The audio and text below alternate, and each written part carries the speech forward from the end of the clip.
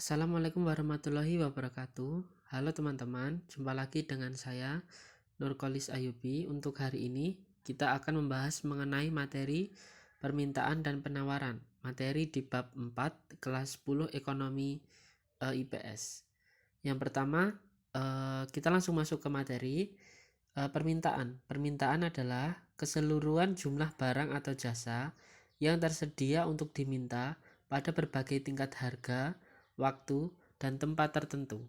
Misalnya, kita pergi ke pasar, terus kita mau beli buah jeruk, maka otomatis kita melakukan permintaan terhadap buah jeruk kepada pedagang yang ada di pasar yang menjual buah jeruk.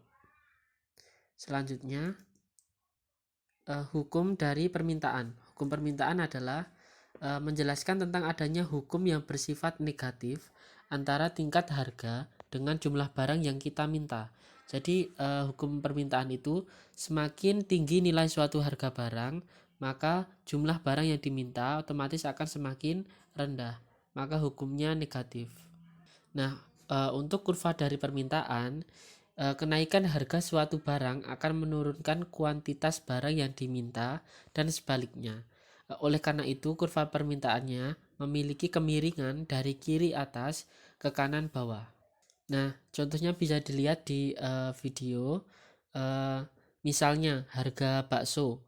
Dengan harga bakso yang 12.000, bakso yang diminta itu 200. Kemudian berada di titik E. Terus kalau harga baksonya naik jadi 14.000, maka nanti jumlah bakso yang diminta turun. Yang dari 200 turun jadi 180. Begitu terus sampai ke titik A. Kalau harga baksonya naik sampai 20.000, berarti nanti jumlah bakso yang diminta sejumlah 120. Jadi kurva permintaan ini juga menjelaskan mengenai hukum negatif dari permintaan tadi. Semakin tinggi nilai suatu harga barang, maka nanti barang yang diminta akan semakin turun.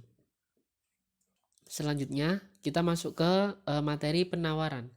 Penawaran adalah keseluruhan jumlah barang atau jasa yang tersedia untuk dijual atau ditawarkan pada berbagai tingkat harga, waktu, dan tempat tertentu.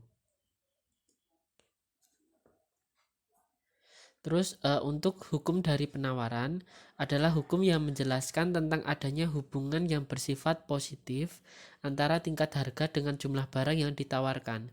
Jadi berkebalikan dengan yang hukum permintaan tadi. Kalau permintaan itu hukumnya negatif, penawaran hukumnya bersifat positif. Jadi semakin tinggi nilai suatu barang, maka nanti barang yang ditawarkan akan semakin banyak.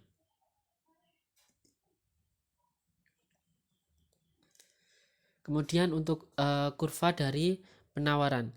Kurva ini mengindikasikan jumlah barang yang mampu dan tersedia untuk dijual oleh produsen atau penjual. Kemudian kurva penawarannya itu berkebalikan dengan kurva permintaan. Kurva ini memiliki gradien kemiringan atau slope-nya itu positif. Jadi bergeraknya itu dari kiri bawah ke kanan atas.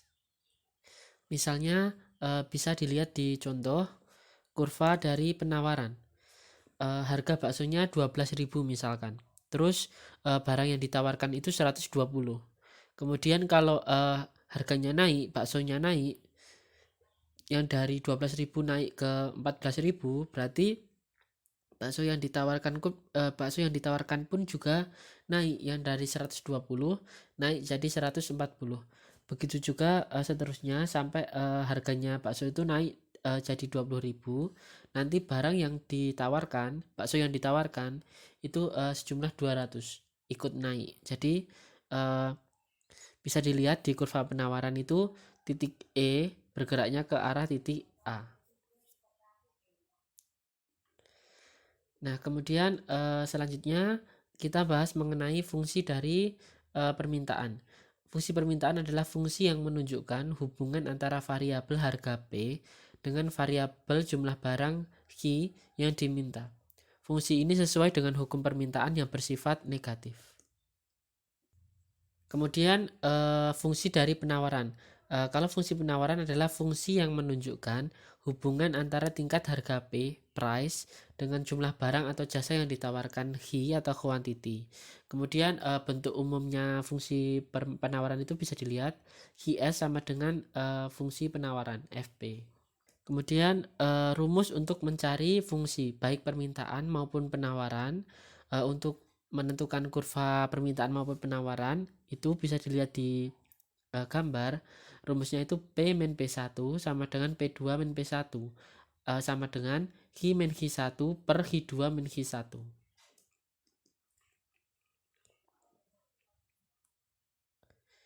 Nah, kemudian ada contoh soal. Misalnya, pada mulanya permen kopi itu dijual dengan harga Rp30. Kemudian permintaannya itu sebanyak 200 unit. Terus ketika harga jualnya naik sebanyak 20, nanti permintaannya naik turun yang dari 200 menjadi 100. Kemudian tentukan fungsi permintaan. Nah, tinggal masukkan rumus yang tadi untuk mencari fungsi permintaan maupun penawaran, yaitu P min P1 per P2 min P1 sama dengan H min H1 per H2 min H1. Kemudian kan tadi diketahui P min P1 nya 30, harga awalnya 30. Kemudian sama dengan H min H1 nya 200. Kemudian per P2 min P1, tadi kan P2 harganya naik sebanyak 20. Jadi kan 30 naik 20 jadi 50. Kemudian P2 nya 50 dikurangi P1 sebanyak 30. Jadi hasilnya 20. Terus sama dengan H2 min H1 itu hasilnya minus 100. Kemudian dikalikan silang terus ketemu minus 100P plus 3000 sama dengan 20H minus 4000.